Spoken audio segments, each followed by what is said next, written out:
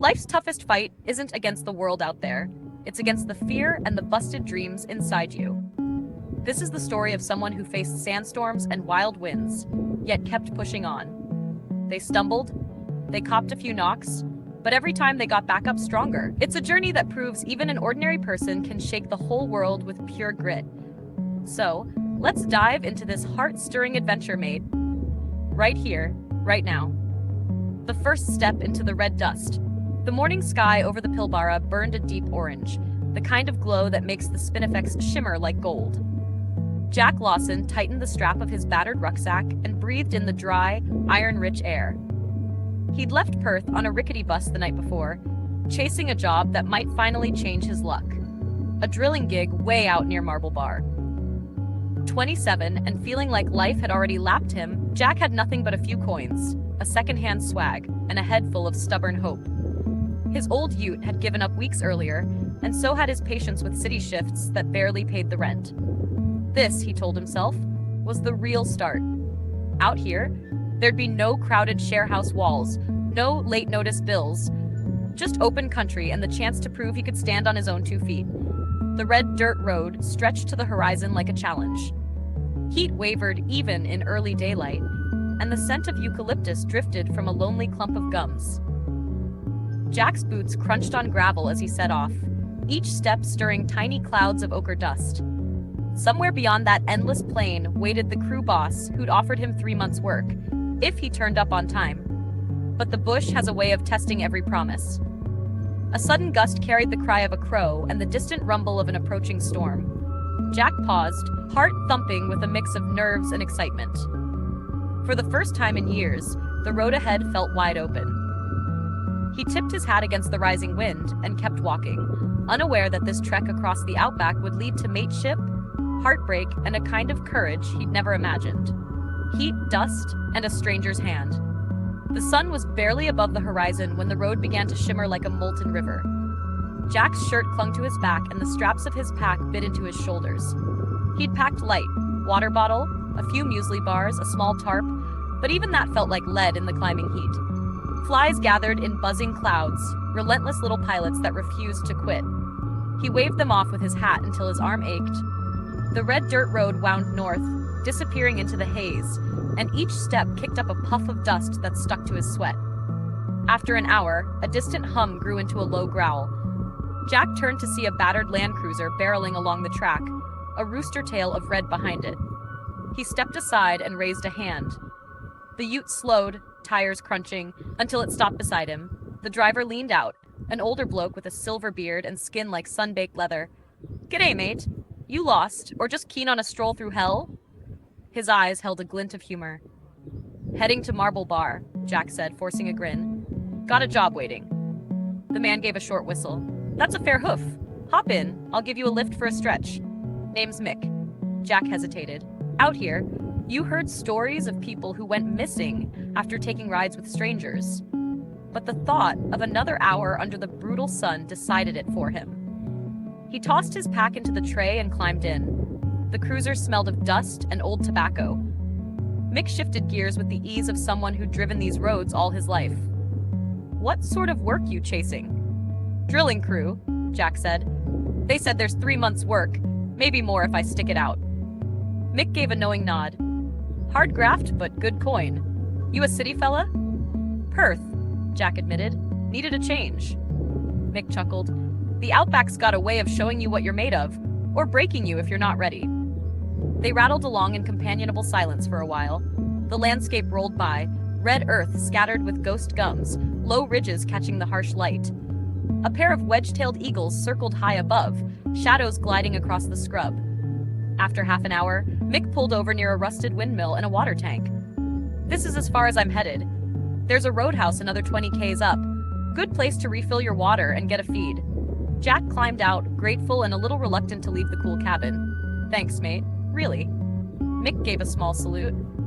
"Look after yourself, Jack, and watch the weather. Storms brewing from the west." The cruiser rattled off, leaving Jack in a cloud of fine red dust. He slung his pack on and headed toward the roadhouse, boots sinking into soft sand. The day grew hotter, the light almost white. Sweat ran down Jack's back in rivers. His water bottle was half empty by the time the roadhouse came into view, a low, tin-roofed building surrounded by a scattering of fuel drums and a faded sign that read Marlowe's Stop. Inside, the air was thick with the smell of fried food and old coffee. A single ceiling fan clacked overhead. Behind the counter stood a woman in a sun-bleached hat, her arms roped with muscle. "Long walk?" she asked, eyeing the dust coating his boots. "From the highway turnoff," Jack said, setting his pack down. "Could use a top-up on water and maybe a pie." She grinned. "You're in luck. Best steak and pepper pies this side of Port Hedland."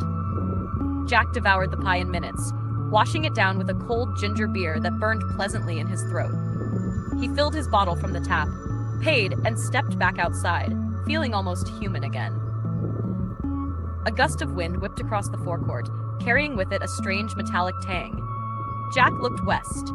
Dark clouds bunched on the horizon, heavy and ominous. Thunder rumbled far away, a low growl that made the tin roof tremble.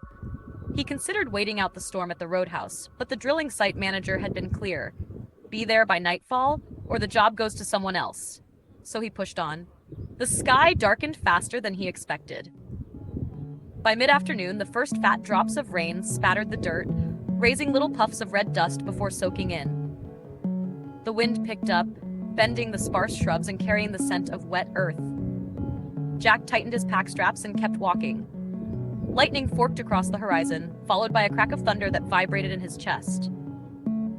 The storm was coming in hard.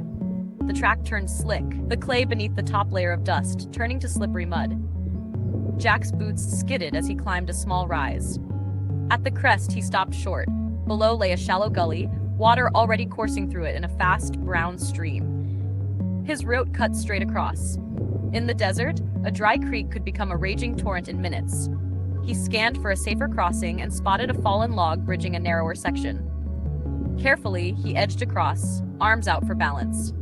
Halfway over, the log shifted with a groan. Jack lunged forward, heart hammering, and barely made it to the far side before it splashed into the flood below. Rain hammered down in sheets now. He slogged on, boots squelching, until the ground leveled and the track widened. Visibility shrank to a curtain of water. Then, through the roar of the storm, came a sound. Faint at first, then clearer.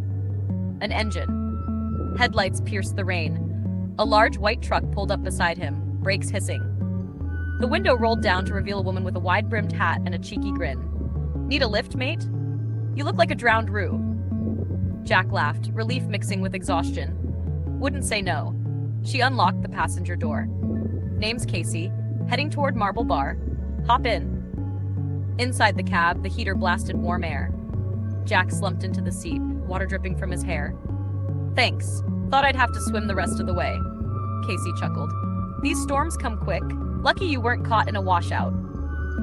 As she drove, the storm began to ease, the rain softening to a steady patter. Casey, it turned out, worked the mining routes, hauling supplies between camps. Her voice carried the easy lilt of someone used to long drives and longer silences. "What drags you out here?" she asked. "Job on a drilling crew," Jack said. "Figured it was time for something real." She shot him a sidelong glance. "The bush'll test you, all right, but it's honest work. You stick it out, you'll come back different." The truck rumbled on through the fading storm, the sky ahead clearing to a bruised purple. Jack felt an odd calm settle over him. He'd started this trip chasing a paycheck, but something about the wild openness, the strangers willing to help without question, was already working on him. When they reached a junction where the road forked toward Marble Bar, Casey slowed. "I turn east here. You've got another hour north. You'll make it before dark if you keep your pace." Jack climbed down, grateful beyond words. "Thanks, Casey. Owe you one." She tipped her hat.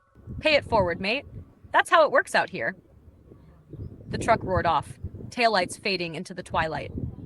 The storm clouds broke apart, revealing a wide stretch of stars already flickering in the dusk. Jack trudged on, each step squelching in the damp earth. The air smelled clean, almost sweet. In the distance, a faint glow marked the mining camp. His legs ached, but his chest filled with a quiet satisfaction. He'd faced the heat, the storm, and the endless road, and he was still standing. By the time he reached the camp gate, night had fully settled. Floodlights bathed the site in harsh white. A stocky man in a high-vis vest looked him up and down. "You, Jack Lawson?" Jack nodded, shoulders sagging with relief. The man grinned. "You're cutting it close, mate, but you're in. Let's get you signed on." As Jack followed him into the camp, he felt a surge of something more than simple achievement. Maybe Mick and Casey were right. The Outback had a way of stripping you bare and showing you who you really were. And this was only the beginning. Grit and the grind. The drill site pulsed with noise even after dark. Generators rumbled, spotlights hissed, and the smell of diesel hung heavy in the cooling night air. Jack stood by the camp's supply shed, helmet under one arm, signing a clipboard shoved at him by a tall woman in high-vis. "I'm Beth," she said, voice brisk but friendly. "Site supervisor. You're on the day crew. Start at first light. Safety briefing at 0500. "Got it?" "Got it," Jack replied, though his brain was a tired fog. Beth handed him a canvas swag and pointed toward a line of small dome tents glowing under the floodlights. "That one's yours. Don't wander past the perimeter. Snakes, scorpions, you name it. Kitchen opens at 0430. Sleep while you can." Jack thanked her and headed for his tent. Inside, the air was thick with the day's heat, but exhaustion hit harder than discomfort. He stretched out on the thin mattress, listening to the distant clank of machinery. The Outback sky stretched endless above the camp, stars sharp enough to pierce the dark. First light. A siren wailed just before dawn, dragging Jack from a dreamless sleep. He dressed quickly, work boots, long-sleeved shirt, gloves, and joined the small crowd heading toward a makeshift shed where Beth and two other supervisors waited. "Morning, team," Beth said, her voice carrying easily over the generator hum. "Drilling starts at 0600. Temperatures will climb past 40, so hydrate. Watch each other's backs. We've got some rough ground today. No shortcuts. No heroes." The crew split into groups. Jack was paired with a wiry bloke named Reese, maybe mid-30s, with a grin that suggested he found most things amusing. "New blood," Reese said, giving Jack a quick once-over. "Hope you've got calluses, mate. You'll need 'em." They loaded gear into a battered ute, hoses, drill bits, heavy wrenches, and rattled out to the drilling platform, a skeletal tower rising from the red dirt. The machine loomed like a giant insect, all pipes and cables and spinning teeth. Reese clapped Jack on the shoulder. "Rule 1, respect the drill. Rule 2, if in doubt, yell, loud. No shame in it." The day began with a rhythm that was equal parts brutal and hypnotic. Jack hauled thick hoses, secured clamps, and kept an eye on pressure gauges while the drill chewed into the earth. Dust coated his skin despite the damp cloth over his mouth. The roar of the machinery left his ears ringing. By mid-morning, the sun blazed overhead like a furnace. Heat shimmered off the metal rig. Sweat soaked Jack's shirt until it clung like a second skin. "Drink," Reese barked, handing him a water bottle. "Don't wait till you're thirsty. That's how blokes drop." Jack gulped gratefully. The water was warm, but life-saving. Lessons in grit, hours blurred together. Lowering the drill, pulling it up, swapping out bits dulled by rock, checking readings. Jack's muscles ached, palms blistered despite the gloves. But there was something strangely satisfying in the steady grind, the teamwork, the way everyone watched for each other. At lunch, the crew gathered under a makeshift shade cloth. They swapped jokes, passed around meat pies gone lukewarm in the heat, and teased each other with the easy camaraderie of people who spent long days shoulder to shoulder. Reese nodded toward the horizon where storm clouds bruised the distant sky. "Wet season's early this year. Roads will flood if we're unlucky." Beth joined them, kneeling in the dust. "We'll push while we can. Jack, how you holding up?" Jack wiped grit from his forehead. "Still standing." "That's the spirit," she said with a rare smile. "This job's as much head as muscle. Plenty of rookies fold in the first week." He felt a flicker of pride. Maybe he could belong here after all. Evening reflections. By knock-off time, every part of Jack's body screamed.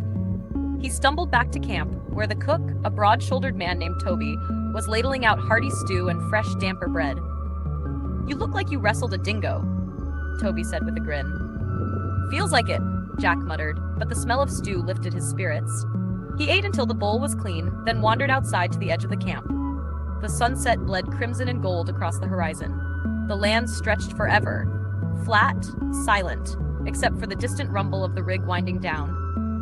Jack felt small and yet strangely anchored, as if the vast emptiness had claimed a piece of him. Mixed words from the road echoed in his head. The Outback will show you what you're made of. Trouble on the horizon. That night, a crack of thunder shook the air. Jack sat up in his swag, heart pounding. Lightning flared, turning the camp silver for an instant. Rain began to drum on the canvas. The next morning, the site was a quagmire. Mud sucked at boots and tires. Beth called the crew together. Storm cell heading straight for us. Could be a washout. We need to secure the rig before midday. The team moved fast, hauling gear, locking down equipment, driving steel stakes deep into the sodden ground. The wind howled, carrying grit that stung exposed skin. Reese shouted over the gale, "Welcome to the bush, mate. Always a party." Despite the chaos, Jack felt a surge of adrenaline. Every rope he tied, every bolt he tightened mattered. It was hard, filthy work, but it felt real in a way city jobs never had. Bonds forged. When the worst of the storm finally passed, the crew huddled in the mess tent, soaked and grinning. Beth handed out mugs of strong tea. "Good work, everyone. Could have gone bad, but you held it together." Reese raised his mug. To the new bloke. Didn't even whinge. Jack laughed, warmth spreading through his chest that had nothing to do with the tea. In a single brutal day, these strangers had become something like mates. A letter unread. Later that night, Jack sat alone under a patch of clearing sky, stars winking through the torn clouds. He pulled a crumpled envelope from his pocket, a letter from his younger sister back in Perth. He hadn't opened it yet.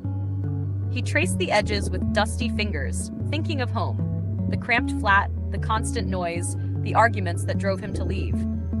Part of him wanted to rip it open, to hear her voice in the words. Another part feared what it might say. With a slow breath, he slipped it back into his pocket. The letter could wait. Right now, the Outback demanded all of him.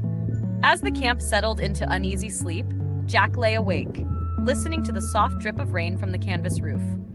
The red dust might wash away tonight, but he knew the land had already left its mark. Tomorrow, the drill would start again. And so would he. The breakthrough. The dawn siren wailed across camp, but the air smelled different, fresh, washed clean after the storm. Jack rolled out of his swag, feeling surprisingly alive. The ground, though still damp, had hardened overnight into a patchwork of red and dark brown. At the drill site, the crew moved with a quiet urgency. Beth stood near the control panel, arms folded. "Today we push deeper," she said. "If the readings are right, we'll hit a rich seam before sundown. Eyes open, safety first." Reese shot Jack a crooked grin. "Ready to make some real noise, rookie?" Jack tugged on his gloves. "Born ready." Into the rock. The machine thundered to life, metal teeth biting into stone. Jack fed hoses and tightened clamps, muscles remembering each motion. Dust rose despite the previous day's rain, coating his sweat-damp skin in a fine ochre powder. By mid-morning, the drill hit tougher ground. The bits screeched, vibrations rattling through the platform. Beth signaled for a pressure check. "Gauge is holding," Jack reported, surprised at the confidence in his own voice. Reese gave him a quick thumbs up. "You're getting the hang of it, mate." Hours crawled by. The sun blazed overhead, the heat bouncing off the steel frame. Jack kept moving, checking bolts, hauling pipes, adjusting hoses, until the motions felt almost meditative. The roar of the drill became a heartbeat, then a sudden jolt. The machine shuddered, groaned, and a deep rumble rolled through the earth. "Hold it!" Beth barked. Everyone froze. The drill bits squealed to a stop. A hush settled, broken only by the ticking of cooling metal. Beth studied the gauges, a slow smile spreading across her face. "That's it! We've hit the seam!" A cheer erupted. Reese slapped Jack on the back so hard he nearly stumbled. "You beauty! First strike for the new bloke." Jack grinned, chest swelling with a pride he hadn't felt in years. Knock-off celebration. Back at camp, the mood turned almost festive. Toby laid out a feast, grilled steaks, damper bread, and a pot of spicy kangaroo stew. Someone found a battered guitar, and songs floated into the cooling evening. Jack sat near the fire, a plate balanced on his knees, the warmth of both food and fellowship seeping into him. Reese strummed a lazy tune while Beth recounted old drilling stories. Storms that stranded crews for weeks, near misses with collapsing shafts, the strange lights people sometimes swore they saw out in the desert night. When the talk turned to hometowns, Jack hesitated. "Perth," he said finally. "Left a lot behind." Didn't think I'd miss it, but some nights I do. Beth nodded knowingly. The bush doesn't just test your body, it digs at your heart too. Jack thought of the letter still unread in his pocket. He'd carried it through storm and dust, yet hadn't found the courage to open it. A walk beneath the stars. Later, when the fire burned low, Jack wandered beyond the camp's lights. The sky stretched endless and black, galaxies scattered like powdered glass. The silence felt alive, a gentle thrum in the air. He pulled out the envelope, thumb tracing his sister's handwriting. With a slow breath, he tore it open. Jack, the letter began, "Mum worries, but I told her you needed this. Don't come back just to keep us happy. Find your place. Show them you can stand on your own. I'm proud of you already." The words blurred as his eyes stung. He folded the paper carefully, a quiet strength settling inside him. Maybe he hadn't left home to escape. Maybe he'd left to grow. Trouble in the dark. A distant rumble broke the stillness. No thunder this time, but the unmistakable growl of an engine. Headlights flickered on the horizon, moving fast. Jack hurried back toward camp. By the time he reached the gate, a dusty ute had pulled up. Two men climbed out, faces shadowed beneath wide-brimmed hats. Beth stepped forward, voice firm. "Evening. Can we help you?" "Need fuel," the taller one said, eyes scanning the equipment with more interest than seemed necessary. "Long way from the highway." Beth's gaze didn't waver. "Fuel pump's locked. We can spare water, but that's it." A tense silence stretched. Jack's grip tightened on the letter in his pocket. Finally, the men exchanged a glance, muttered something about moving on, and climbed back into their ute. Gravel spat as they drove off into the dark. Beth exhaled slowly. "Happens now and then," she said to the watching crew. "Keep your gear close." The camp settled again, but a ripple of unease lingered. The Outback might feel endless and free, yet danger could roll in as quickly as a storm. A new day, a new resolve. Morning arrived soft and golden. Jack joined Reese for a mug of thick black tea before the shift. "You did well last night," Reese said. "Not every greenhorn keeps their cool when strangers turn up after dark." Jack shrugged, though inside he felt a quiet pride. "Guess the bush toughens you fast." Reese grinned. "That it does." As the crew headed back to the drill, Jack felt a steadiness he'd never known in city life. When the earth shook, the day began like any other. Sharp dawn light, the steady drone of generators, the metallic smell of iron dust. Jack tightened his boots, feeling the usual ache in muscles that were no longer surprised by 12-hour shifts. The drilling team moved with practiced rhythm, but a strange heaviness hung in the morning air, as if the desert itself were holding its breath. Beth was scanning the horizon when Jack joined her at the reg. "Barometer dropped overnight," she said, frowning. "Could mean another storm or something else." Reese ambled up, mug of tea in hand. "Reckon the land's just stretching after yesterday's push." He grinned, but his eyes flicked to the clouds gathering like bruises in the west. The unexpected tremor. By mid-morning, the drill was biting deeper than ever, a hungry roar echoing across the flat expanse. Jack fed the hoses and tightened clamps, sweat stinging his eyes. The ground underfoot thrummed with the machine's power, until a different vibration rippled through the red earth. It started as a subtle shiver, then a low growl. The rig rattled violently. Wrenches clanged to the ground. "Shut it down!" Beth shouted. The engine screeched to silence. Dust swirled. For a heartbeat, the world was eerily still. Then the earth lurched sideways, a deep boom rolling beneath their boots. "Quake!" Reese barked. The crew scattered from the tower as the ground pitched again. Jack stumbled, catching himself on a support beam. A crack split the dirt near the fuel drums, thin at first, then widening into a jagged scar. "Clear the site!" Beth's voice cut through the chaos. They ran, boots slipping in the loose gravel. Another tremor knocked Jack to his knees. He crawled clear of the rig just as a support cable snapped with a sharp twang. The massive drill shuddered but held.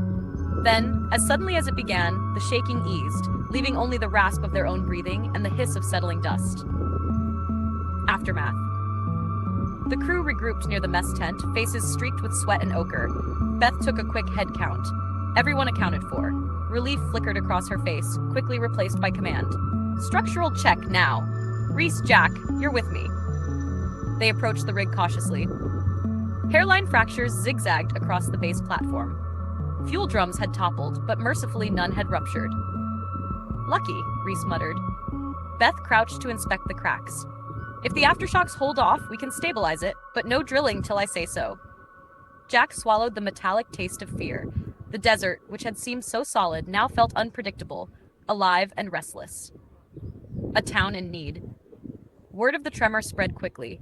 By afternoon, a radio call crackled through. The small community of Nullarby, 50 kilometers south, had copped it worse. Collapsed sheds, blocked roads, injuries. Beth didn't hesitate. We've got the only heavy truck within Kui. We're going.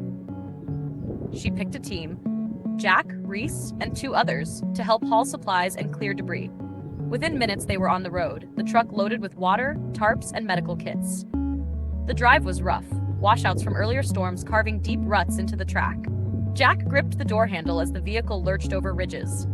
The silence in the cab was broken only by the rattle of tools and the occasional crackle of the radio.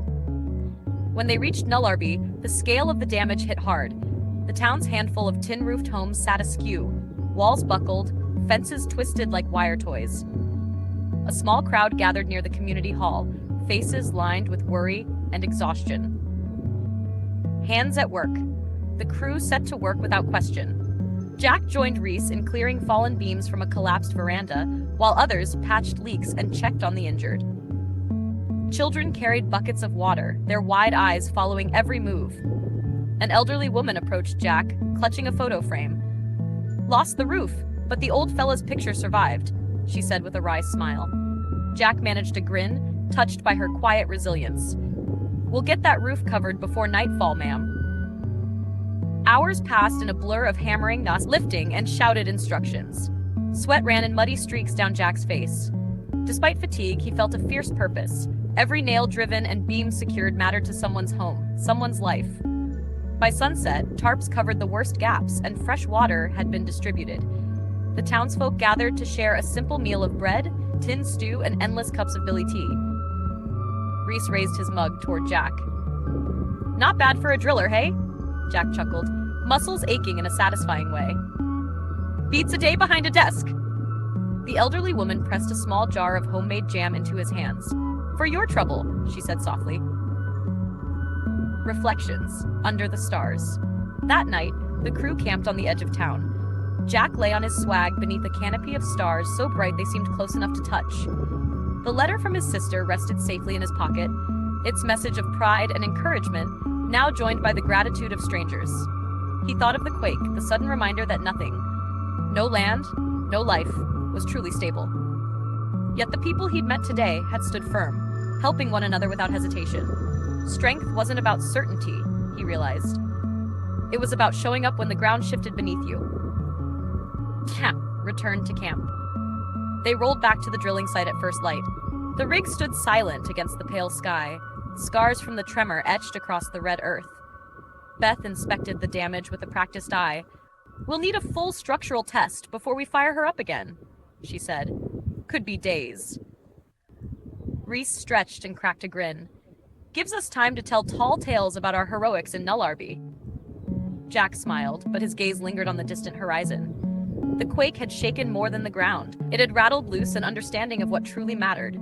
Mateship, resilience, the quiet power of lending a hand. A call from home. As the crew dispersed to their tasks, Jack finally switched on his small sat phone, its battery half dead. A single message blinked. Mum's fine. We're proud of you. Call when you can. Ellie, he exhaled, a warmth spreading through his chest that no desert chill could touch. The journey that had begun as a search for a paycheck had become something far richer, a test of character, a tapestry of friendships and hard-won strength. The red dirt still clung to his boots, but now it felt less like dust and more like belonging. The dust settles. The wet season finally rolled in, soft rain turning the red dirt into a deep rust-colored paste. Jack stood outside the freshly built community shed, the smell of damp gum leaves filling the air. Behind him, the solar panels they'd hauled in months earlier gleamed against the silver sky, a quiet reminder of the work they'd done together. He could still hear the echo of the last drill blast from the mine, but it no longer owned his thoughts. The company had pulled out after the Land Council won their case.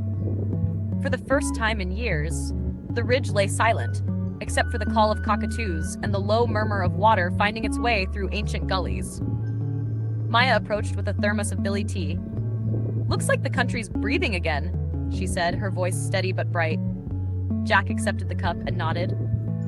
They'd both watched the fight drag through courts and dusty meetings, seen neighbors clash and then stand side by side. Now the land, and the people who belonged to it, were free to decide their own future.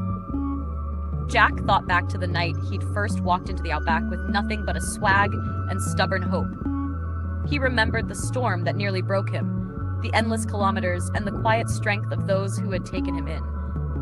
Every scar, every setback, had built something solid inside him, something he'd never found in the city's neon glare. The kids from the settlement raced past, splashing through puddles, their laughter carrying over the plain. Jack smiled. He'd stay for a while yet, help finish the water tanks, teach what he knew about rigs and engines, learn more about country in return. Maybe one day he'd head back west, maybe not. Above them, the clouds parted just enough for a band of late light to streak across the Spinifex hills. Jack tipped his hat, feeling the weight of the journey ease. The road that had once stretched empty before him now felt wide open in a different way. No longer a challenge, but an invitation. The red dust at last had settled, and in its quiet lay a promise that courage isn't just in the struggle, but in the staying.